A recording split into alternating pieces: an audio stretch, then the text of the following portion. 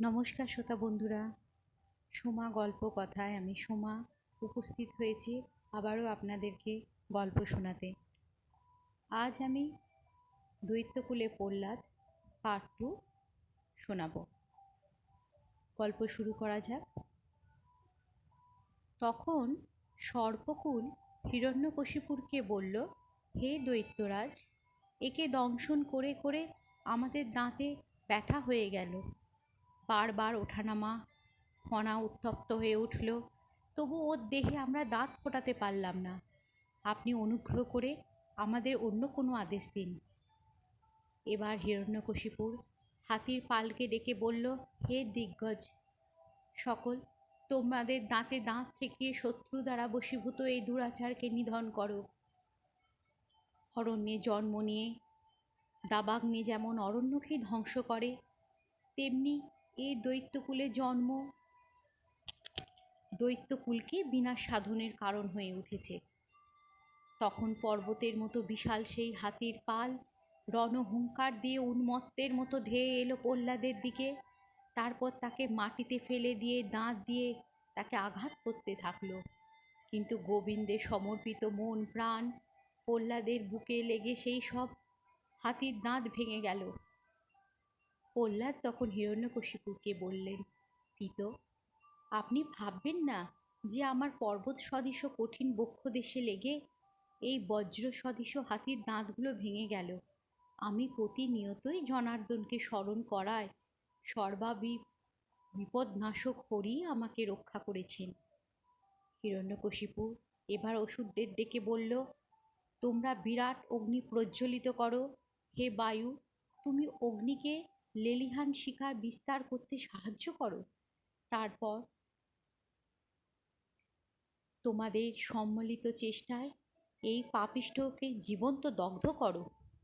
তখন দৈত্যরাজের আদেশে অসুরকুল প্রচুর কাষ্ঠ সংগ্রহ করে প্রহ্লাদের চতুর্দিকে কাঠের পাহাড় গড়ে তুলে আগুন জ্বালিয়ে দিল এবং বায়ু ছুটে এসে আগুনকে সাহায্য করতে থাকলো।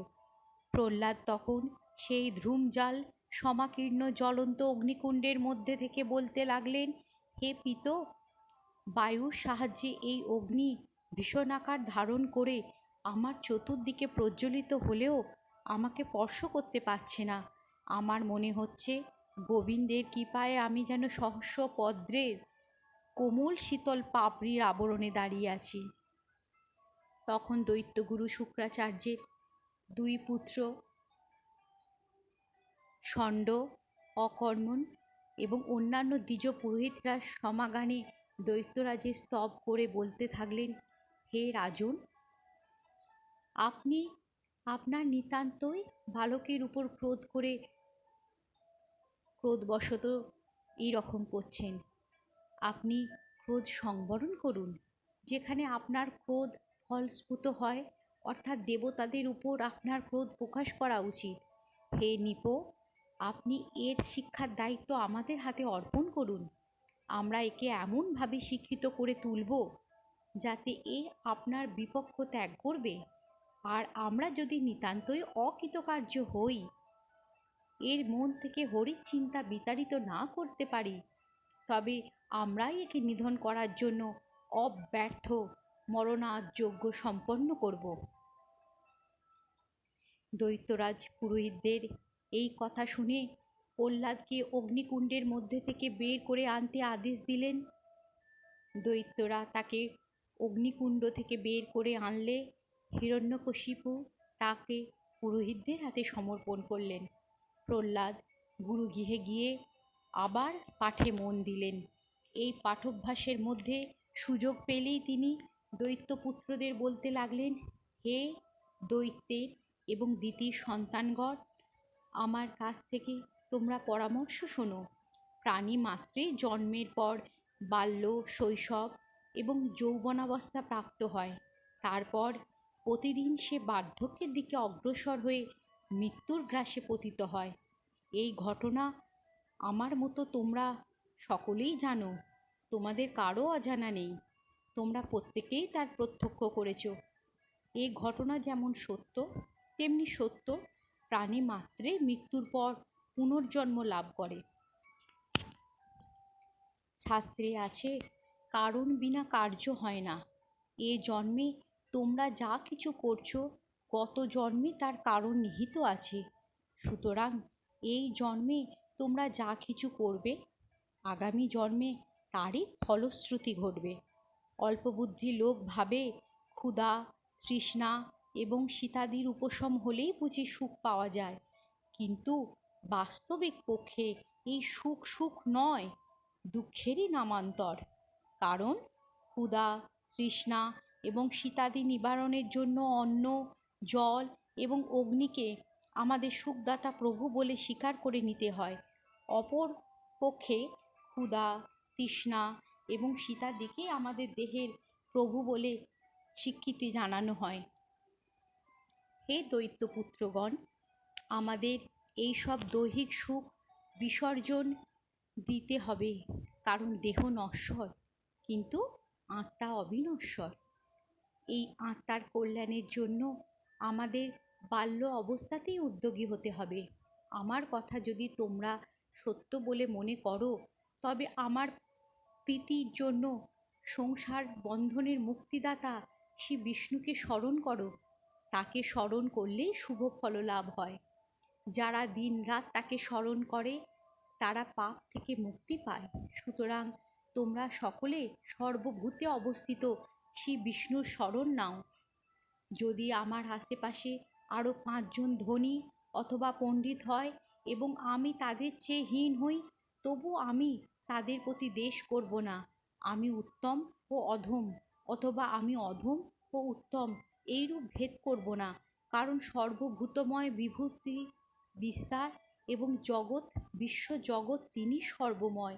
সুতরাং আমি দ্বেষ করব কাকে, হিংসা করব কাকে? এর জন্যই বিচক্ষণগণ সকলকেই আত্মবৎ দেখে থাকেন।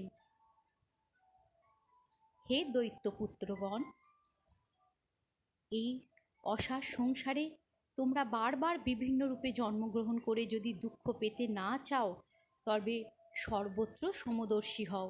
আমি জোর দিয়ে তোমাদের বলছি, এই সমভাবে বিষ্ণুর আরাধনা। তিনি যদি প্রসন্ন হন, তাহলে আমাদের কিছুই অপ্রাপ্ত থাকবে না।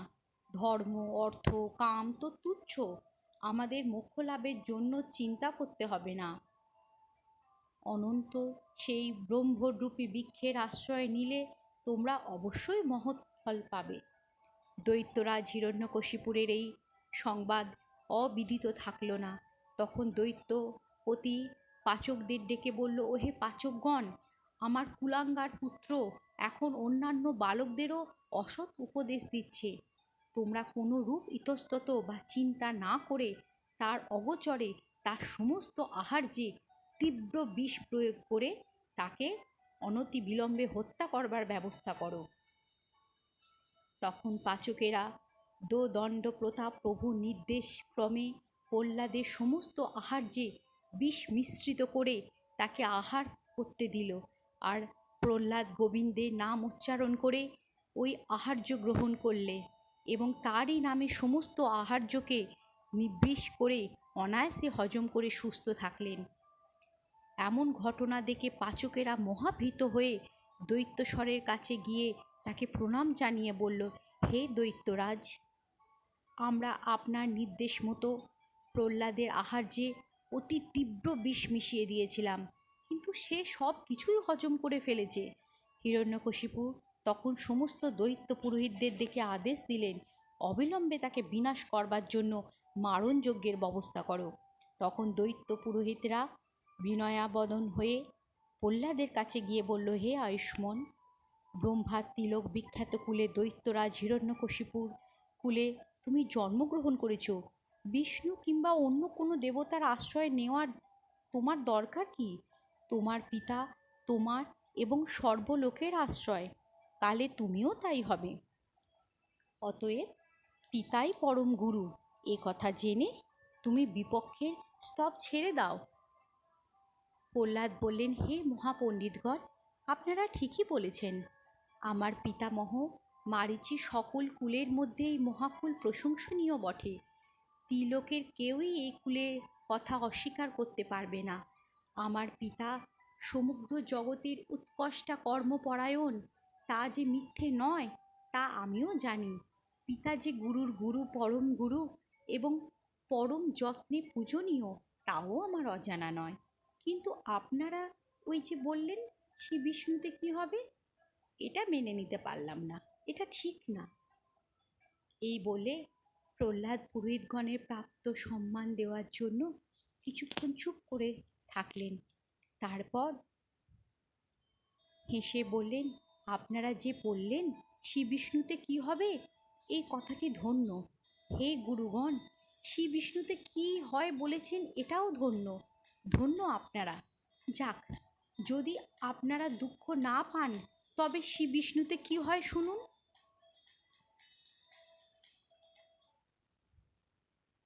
ধর্ম, অর্থ, কাম, মোক্ষ এই চতুর্বর্গ লাভের জন্য পুরুষকে আলস্য ত্যাগ করে মন, প্রাণ, শরীর ইত্যাদি দিয়ে এর জন্যে উদ্যোগী হতে বলা হয়েছে।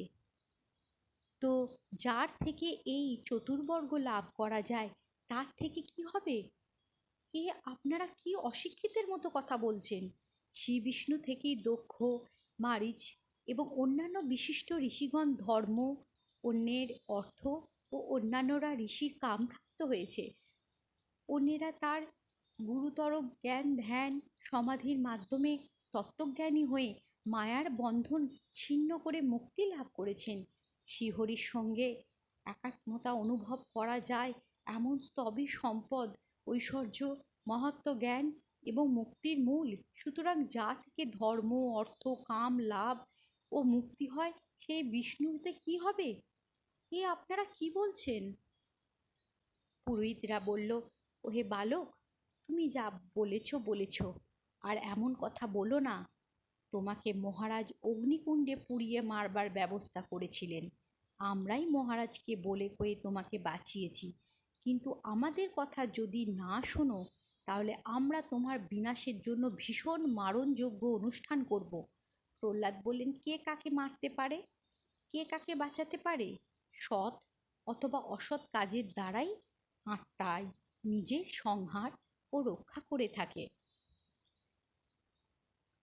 আজকের গল্প এখানেই শেষ। আমার শ্রোতা বন্ধুদের উদ্দেশ্যে আমার একটি কথা, আমার গল্প যদি আপনাদের ভালো লাগে অবশ্যই সাবস্ক্রাইব করবেন, লাইক করবেন, শেয়ার করবেন। পরবর্তী অংশটি পরের পাঠে শোনাব। নমস্কার।